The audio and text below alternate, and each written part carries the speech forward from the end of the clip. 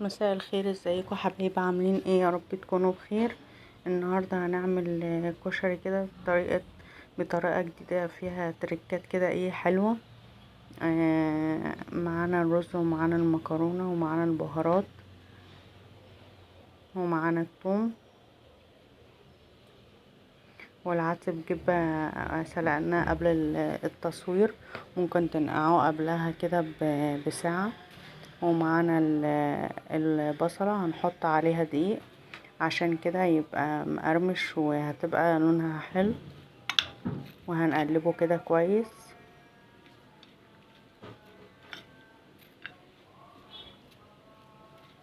عملنا الكشري قبل كده الحلة الواحدة كان برضو طعمه حلو قوي، فحبينا بقى نغير في الكشري بتاعنا. هنفضل كده نقلبه ايه شوية حلوين، وهنعمله برضو بايدينا كده ايه شوية عشان كل دقيق كده يدخل ايه جوه البصل وتكون ايه رفيعة بالشكل ده.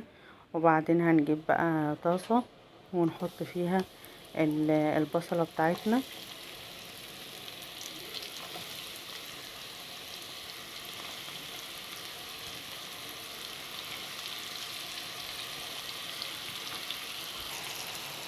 هنحمرها بقى كده، هنقلبها كده كل شوية علشان ايه البصلة ما تتحرقش مننا.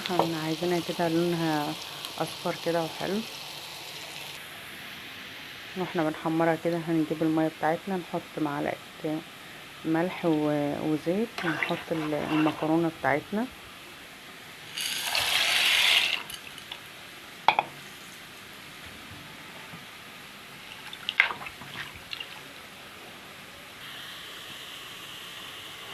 وخلاص البصلة بتاعتنا احمرت اهيت، مش لازم تكون حمرا، من نفس اللون اصفر كده ومقرمشة وجميلة. نحطها بقى ايه على ورقة كده، هي بالشكل ده مقرمشة جميلة جدا، احلى من بتاعة المحلات بكتير.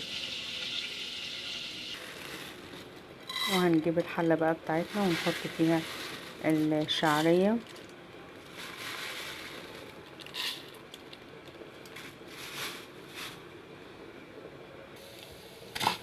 وكده اتحمرت كده معانا. هنحط بقى عليها الرز وهنقلبه كده مع الشعرية عشان يطلع كده مفلفل وهيبقى طعمه تحفة.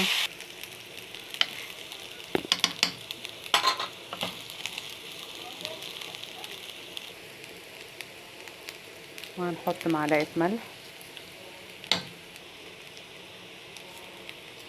وهنحط شوية كزبرة هتديها طعم حلو قوي، وشوية فلفل اسمر.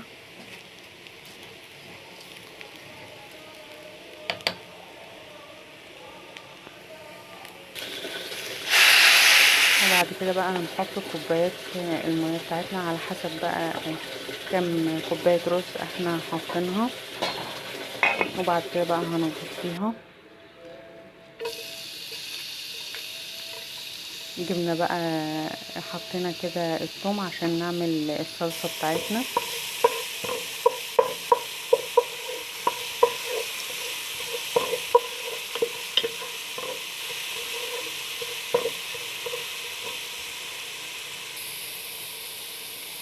هنحط البهارات بتاعتنا، ملح وفلفل اسمر وكزبرة وشطة، وهنقلبها كده مع الثوم بتاعتنا. وبعد كده هنحط الصلصة، هنجيب بقى الثوم بتاعنا وهنحط خل وهنحط ليمون، وهنحط بقى كزبرة كده ناشفة، وهنحط كمان هنقلبها كده كويس. وهنحط بقى البهارات بتاعنا، ملح وكزبرة وكمون. في ناس بتحب تعملها تحمر التومة على النار وكده، بس دي بتكون اخف وطعمها بيبقى حلو قوي زي المحلات كده بالظبط. هنقلبها كده ايه كويس.